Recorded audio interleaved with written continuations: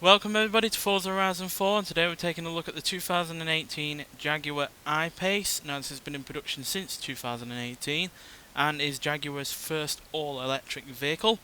It can apparently do an estimated range of 246 to 292 miles, and despite being as low of a car as it has a surprisingly high weight depth of nearly 20 inches, which is useful when you're in a SUV slash crossover vehicle, because you want it to at least be able to perform somewhat off-road. But even though it does have that weight depth, I would be surprised if it can deal with the rough stuff quite as much as other SUVs, electric or otherwise. But yeah, three things I look for in a Jaguar are good looks and a nice interior. They're one category on their own. Fun driving experience and a good engine noise. Now obviously it's not going to match the engine noises of other vehicles that Jaguar have done, because it's an electric car, so it really doesn't have any engine noise at all, because it doesn't have an engine at all. What it does have though is two electric motors that are powered by a 90 kilowatt an hour lithium ion battery, which produces 394 horsepower and 513 pounds-feet of torque.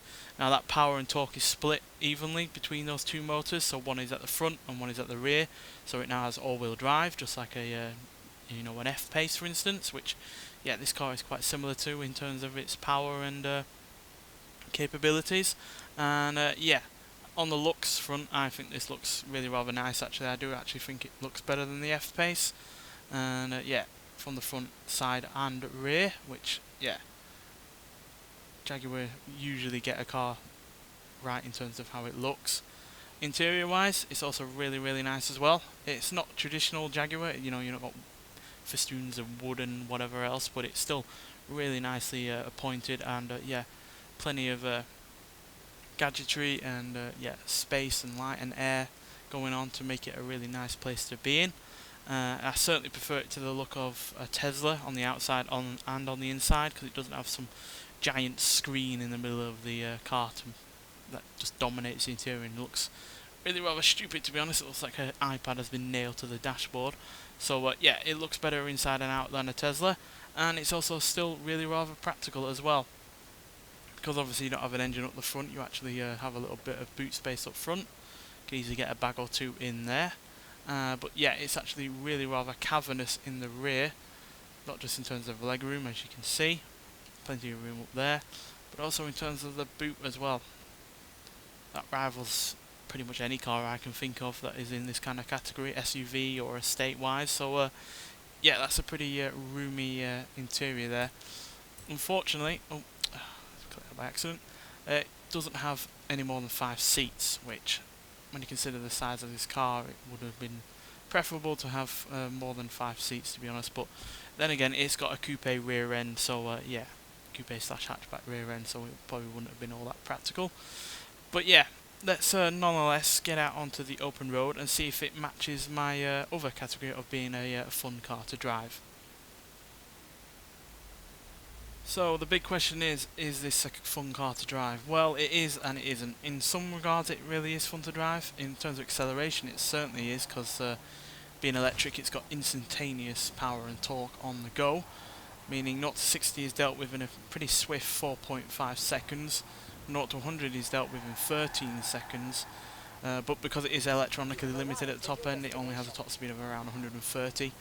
Sometimes 131 if you can get it on a downhill slope. So it's pretty good in terms of acceleration, and that all-wheel drive system certainly helps keep it on the road, certainly helps keep the power in check, which is always nice to see. But often when you come into a corner really rather hard, there is a hell of a lot of understeer, and at the end of the day, once you hit the very easy to get to speed limit, it's a little bit dreary, to be honest, because you've got no engine noise, you've got very little in the way of feedback in terms of what the car is wanting to do. Because it's an electric car, you can't really wheel spin or drift or do any of that kind of stuff really.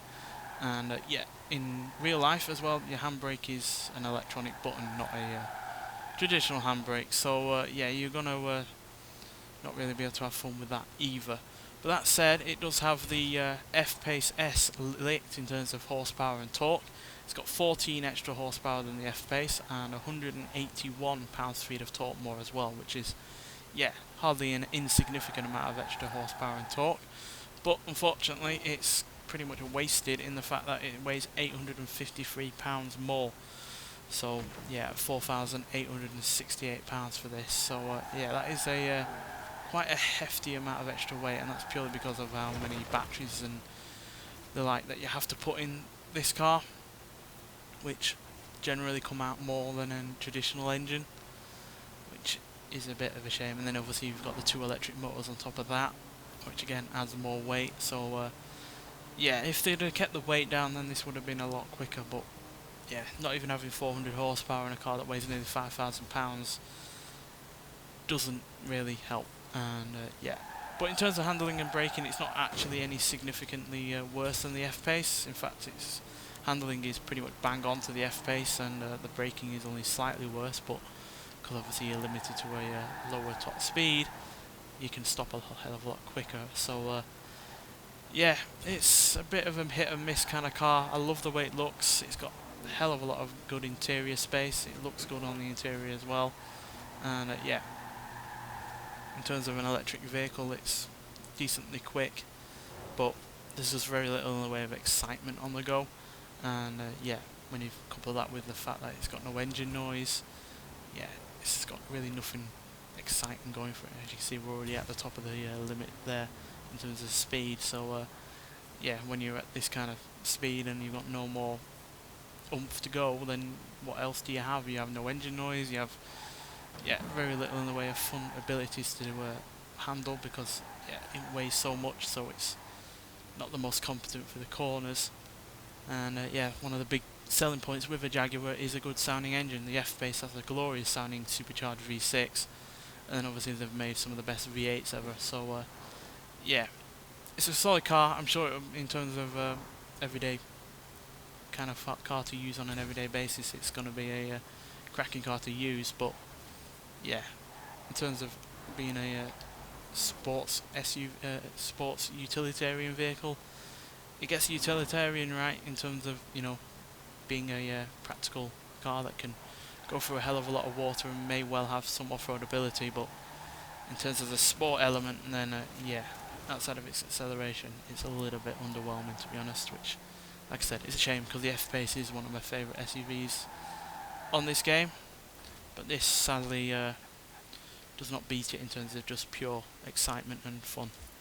But yeah, still a cracking car and it's alright, and you can get it via doing the 50% on the current festival playlist, which will run until a week after this, from today till about 3:30 GMT time. So yeah, get out there and get it, because it is a good car overall, and you can upgrade the electric motor to give it even more horsepower and power and torque, though you can't swap an engine in it or anything like that. But yeah, still a good car in its own right. I just wish it was better overall. But as far as first time electric vehicles go, you could do a hell of a lot worse. Nonetheless, thanks for watching, and I'll see you with the next one. Bye.